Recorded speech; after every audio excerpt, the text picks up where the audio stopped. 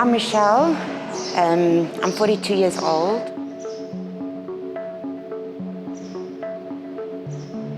I've walked a journey with addiction for the last almost 20 years. I've been in recovery centres in treatment and working treatment for 11 years. I came to Hope Again last year as a counsellor.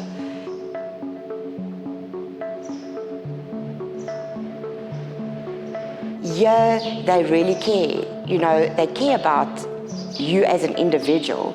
I think that the way the staff and Frikkie live is absolute testimony of God's goodness.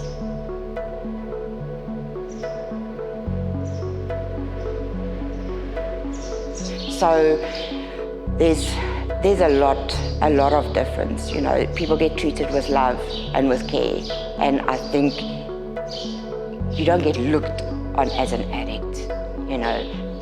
And the fact that you can overcome this with Jesus is highly publicized at Hope Again Recovery Centre. If I look back at my life, I think it's so easy to look back and feel such intense regret and anger at myself for the mistakes I've made, you know. But if I change my perception and think that, you know, God sees failure as preparation for success, then I realize that I've been in training, you know, and there's a purpose for my pain.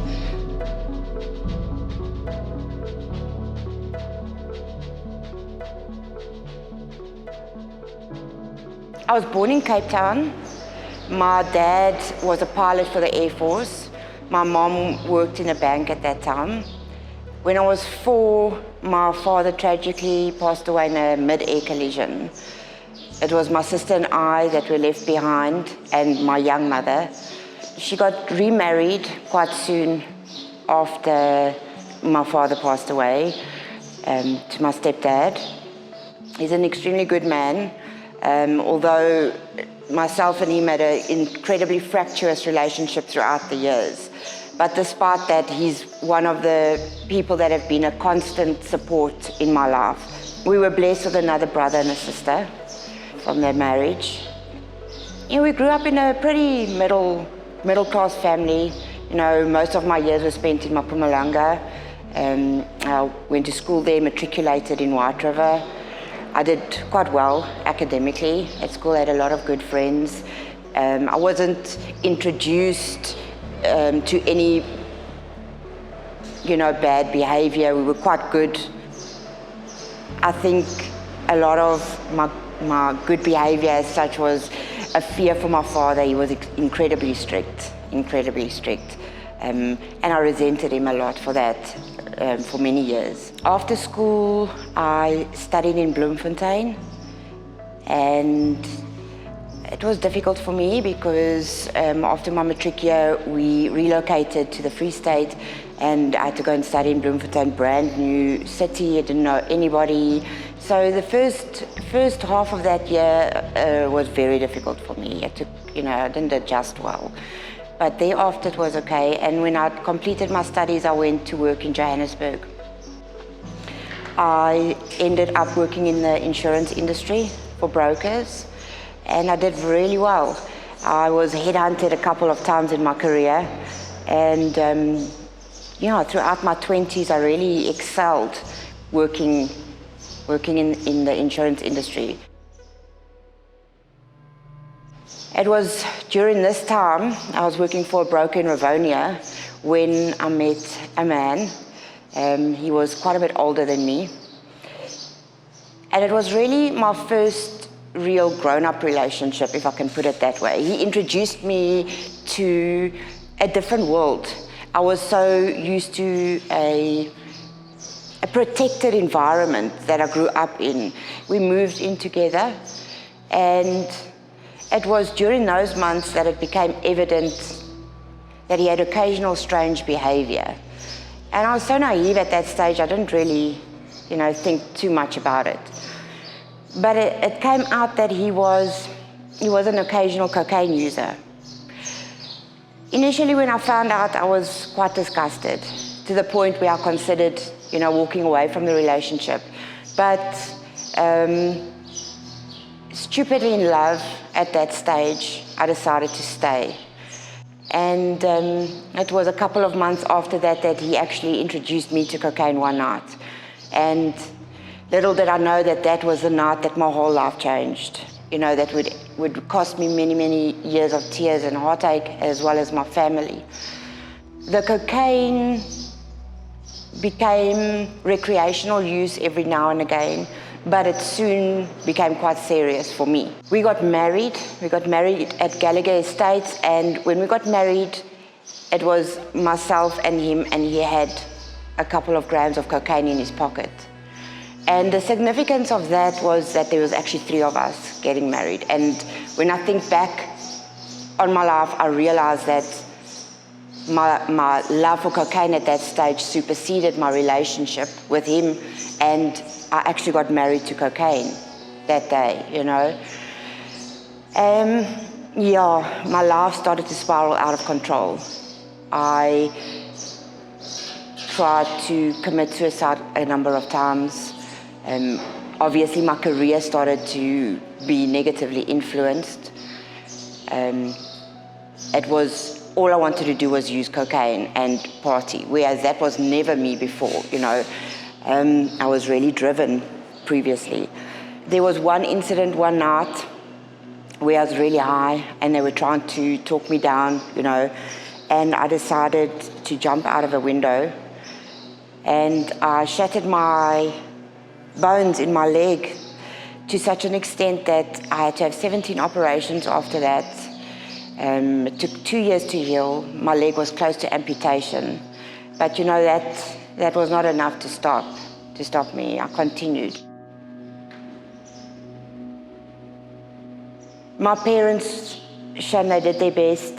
There were many times where I'd go to their house and they tried to help me, and my dad would get me into exercise and healthy living, but the minute I got a chance, I would go back to cocaine. Or then I started to cross-addict to alcohol, and obviously with my leg, the doctors gave me a lot of morphine and pethidine and pain medication, so that also then became an addiction. I used to fake that my leg was sore and go to every emergency room just to get a pethidine shot. That went on for about 5 years. The year I turned 30, that was 2009. My parents asked me to join a long-term treatment program. This treatment center was in the Karoo. It's one of the toughest rehab centers in South Africa. It's run extremely military style. I remember going there March 2009 and being shocked at the surroundings. I was like a little bird thrown out of the nest. I was totally out of my comfort zone. It was horrific, tough. And I did my year program there, and I swore never ever to go back to that place. Little did I know that I'd end up spending 7.5 years there, going back, working as staff in that treatment center. I was served divorce papers in my first year there, and that was also very tough. After I'd finished my first year, end of February 2010, I went, my parents fetched me, things looked good. I had a lot of opportunities, and because my mindset had not shifted at all, I had not made the decision that I wanted to stop using. It was a week out of a year program, and I relapsed again. My parents were furious, obviously. My family was so disappointed. And I made the decision to go back to the same treatment center where I stayed for a period of time again. And that's where I met Stephen, my best friend, the love of my life. And to become the father of my children and my husband. We left the treatment center together and we went to Johannesburg where we started a life. We got married. We had our first baby, a daughter named Mackenzie, in 2012. Mackenzie was 3 months old when Stephen and I relapsed, and he was also a cocaine user, but somebody had introduced him to heroin. So when we relapsed on cocaine, he said, let's try heroin to come down. So we did, and heroin slowly superseded cocaine, and to the extent that 3 months down the lane, when Mackenzie turned 6 months old, Stephen his heartbeat was 6 beats per minute. He was almost overdosing. I was completely out of it. My parents and his parents intercepted it in an extremely devastating, situation. We were taken back to the same treatment center again. Mackenzie went to my parents. And yes, then, slowly, that was the most devastating time because leave my baby behind, and I didn't see her for 6 months. At that stage, Stephen and I then went to go and serve the director and founder of the institution, which was very tough. He is an incredibly difficult man, very hard taskmaster. And there you don't just get told off quickly, you get rebuked for 2 hours, on how bad you are and what a bad person you are, and you're just a drug addict, you're really nothing. We ended up staying there for close to 3 years. After our program finished, we worked there, and we ended up running the secondary phase of the program, which was actually good because we had our own home. Mackenzie stayed with us, and things went well. But the longing for normality, I think, eventually got a hold of us, and we started making plans to leave, to go and work on the outside. A devastating event happened when we were back. One of the girls that was in the house with us relapsed, and she ran away, and she overdosed 2 days later. We kind of blamed ourselves for it because we saw it and we did speak up about it, but it was kind of ignored. That had a big impact on us. And it was soon after that our family said, no, come home. And I fell pregnant then with our second daughter, Bentley. That was 2016. So we went to go live on the South Coast. Stephen's parents had businesses there, and we lived with his parents. His parents were fantastic in helping us getting back on our feet again. We gave birth to Bentley in November 2016. Stephen was doing very well. I battled with the fact of having two kids. I battled with the fact that there's almost 5 years difference between Mackenzie and Bentley. I battled because she got all our attention. Now I had a new baby, and I felt like such a useless mother because I battled to combine.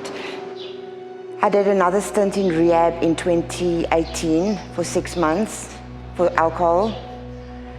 It was in January 2019, just after Mackenzie had started grade 1, that I can't even tell you the reason Stephen and I relapsed.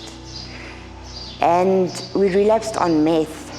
The Saturday, we were supposed to take Mackenzie to the doctor in Durban. And we drove through the morning, and Stephen said, let's get a heroin in Durban, because he had a contact in Durban.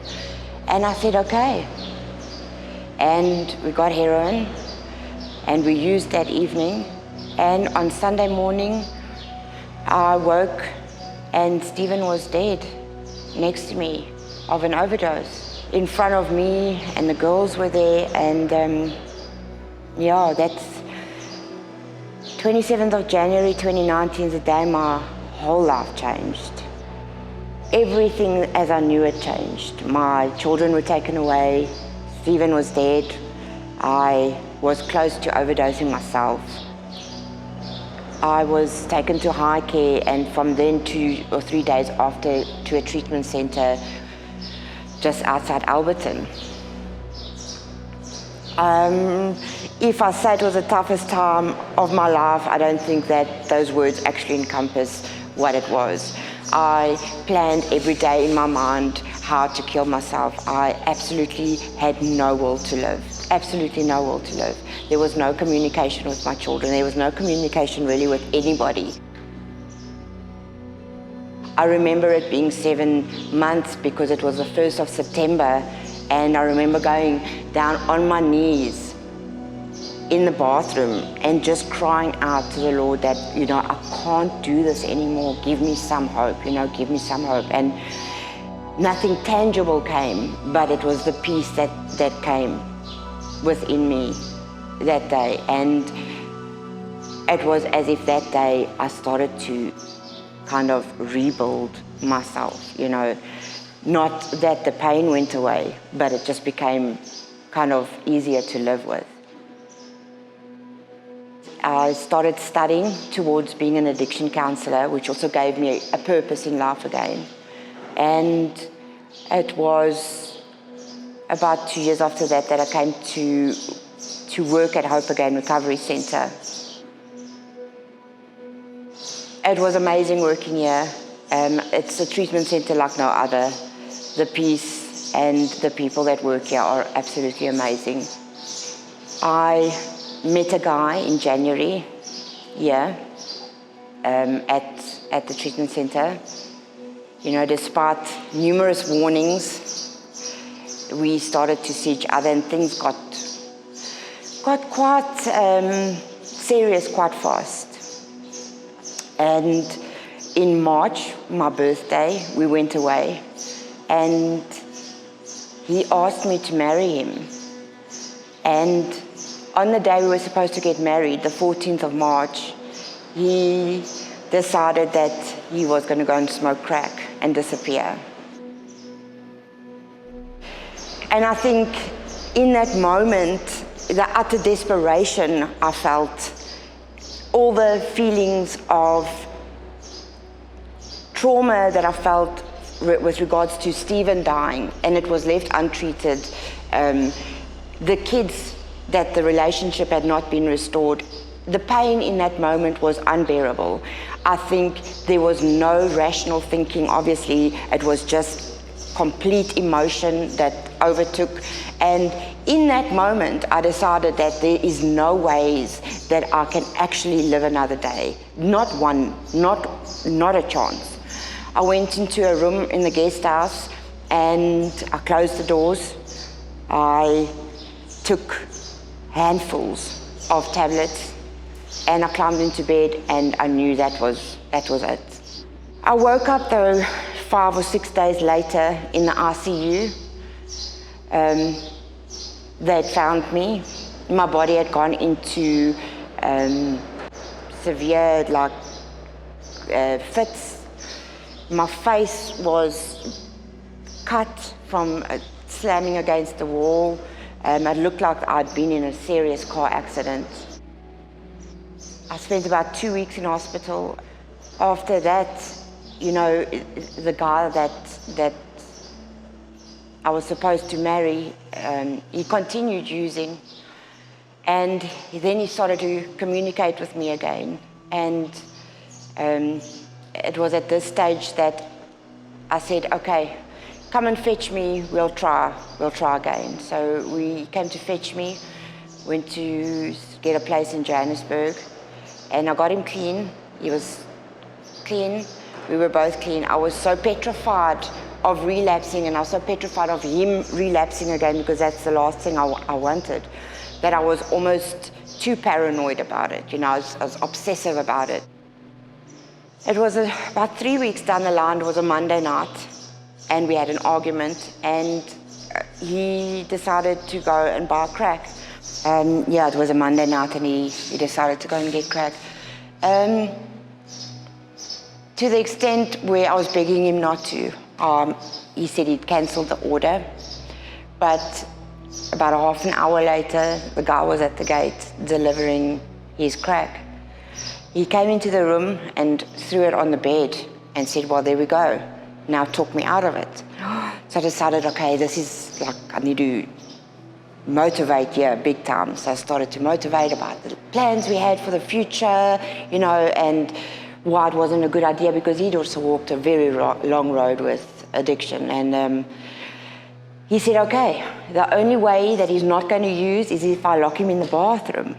So I said, okay, you know, I thought it was a little bit funny, but, you know, I was desperate at the time. And normally I have a very strong personality, and he was so overbearing that I was so scared in that moment. He was, I locked him in the bathroom as he asked, and it was about 2 minutes after that I heard the lighter go, and I asked him, are you okay? And as I opened the door, it was like a different person standing there. His eyes were black, and he was like, you know, paranoid and looking over, and yeah, that was him.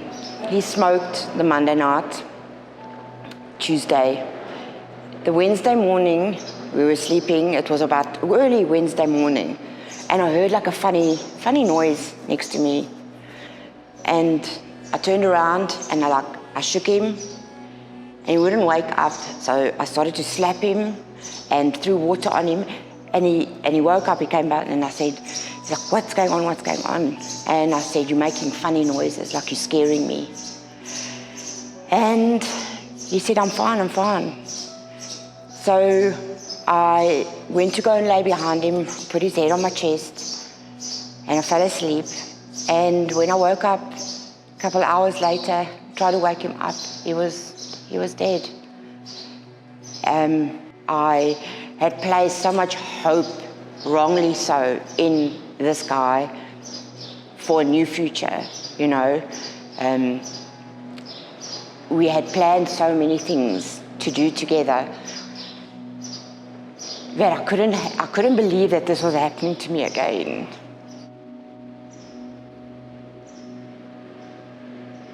It was a horrific day. I had to phone his family.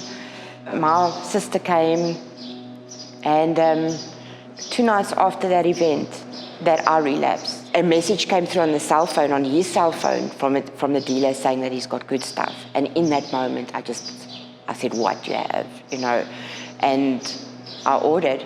The Thursday, the Friday, Saturday, Sunday, Debbie from Hope Again Recovery, my sister, had been in contact with Frikkie and Debbie and said, please, she thinks Michelle's busy dying.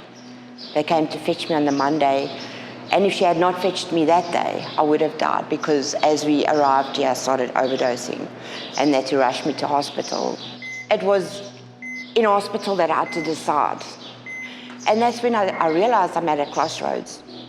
Now I can either go and lie down and stop fighting, or can stand up again and fight.